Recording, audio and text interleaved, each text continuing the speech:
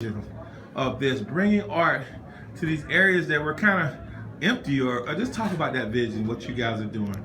So I think we bring these temporary spaces alive, taking these office buildings or other areas, really looking at it from a community building standpoint, the economic development that it brings. And it's artists, some of them are in art school, some of them have been doing this for years, so it's building an audience for those artists and having them learn from one another. It's all sorts of art.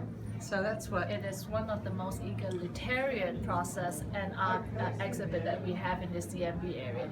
We don't discriminate, we don't jury. Anybody can produce what they think is art. So long you think it's art, you can come. So we have all ages, all colors. How many artists are actually coming? I mean, this is like a we have art museum. Over 520 artists. Visual artists. And then we have performing artists, we have filmmakers, we have film rooms, we have singers, we have dancers, we have comedians. It goes on for 6 weeks, that's 7 weekends, all the way till December 12th. And talk about, again, for the county, this is a big deal. This is not just Prince George's County, is it? This is the whole region coming to this area. Now, what does it mean to the Maryland National Capital Park and Planning? Well, as you know, we have an arts division, and we're thrilled to bring it to Prince George's County. We worked really hard, and it's going to be a boon to economic development. In Virginia, we had over 75,000 people come, so we aim to top that. It's the first time it's ever in the state of Maryland, and so we're happy that the first time is in Prince George's County. And it's going to be probably over 1,000 artists altogether, the 500 plus visual artists, plus the performing artists. And it's going to, not only does it promote economic development and restaurant patrons, and also the use of the Metro, because we're going to have free shuttle buses from the new Carrollton Metro here. Oh, wow. Yeah, so it's going to be... For the county, it makes us, the place to be. People can come here, you can come by the Metro, you can drive here. But it also gives you a chance to see not only great art, but also experience Prince George's County. And we want more people to start coming here. All right, tell me about this art. Now, you're Kate. I'm Kate Hennigan. I'm right here in Hyattsville.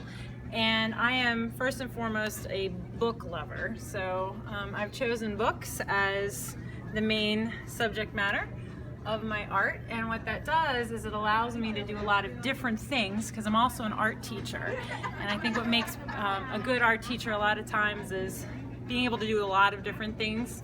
So if I'm feeling like painting, I can do a painting inside the book. If I feel like doing something more sculptural, I can cut into the book.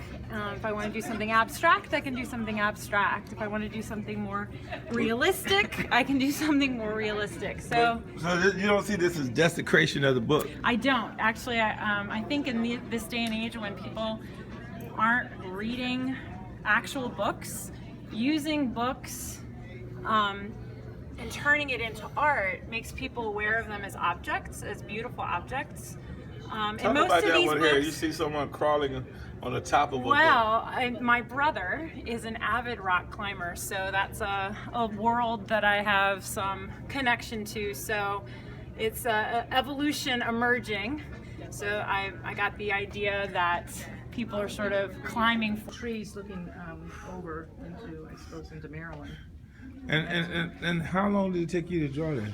I painted it. It took me, I did a series of these over a year. So for a year, I worked on this kind of work. So I see you going. Do you like waterways and marshways? I do. Well, I like to see the way I like to concentrate on the negative and the positive space. So you'll see these little pieces here. They aren't just sky, but they're the way the branches. You can see the color and the light and the shapes that come through the branches, and I like that kind of.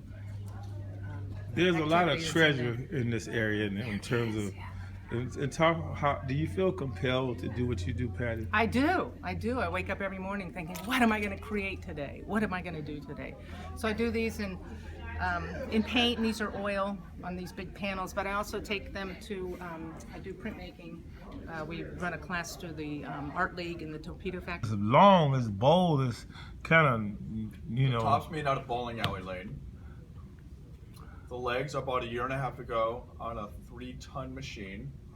It was a punch press that was about 9 feet tall. See? The legs alone weigh about 150 pounds each. And we started with the legs. We held on to the legs for a year and a half until we had the right event. And we decided to build a table just for Artomatic. The table can stretch to 20 feet because that's the size of the C channels that we can get.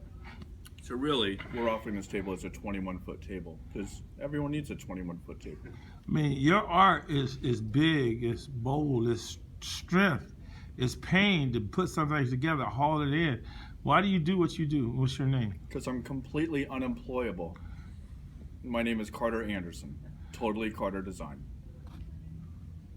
It's a visual journal. It's called Violence is Youthful, and it's just a representation of different ideologies, different backgrounds that are always changing, and it's just talking about the way that we grow up and where beauty comes from, where it's cultivated. A lot of times America was just founded on a lot of negative things, but we grow it, and it's just a testament to resilience in the human spirit. I mean, I see you got Rodney King. Yes, Crying. Talk about that. Why from Rodney King to Malcolm X? You know, what are you talking about?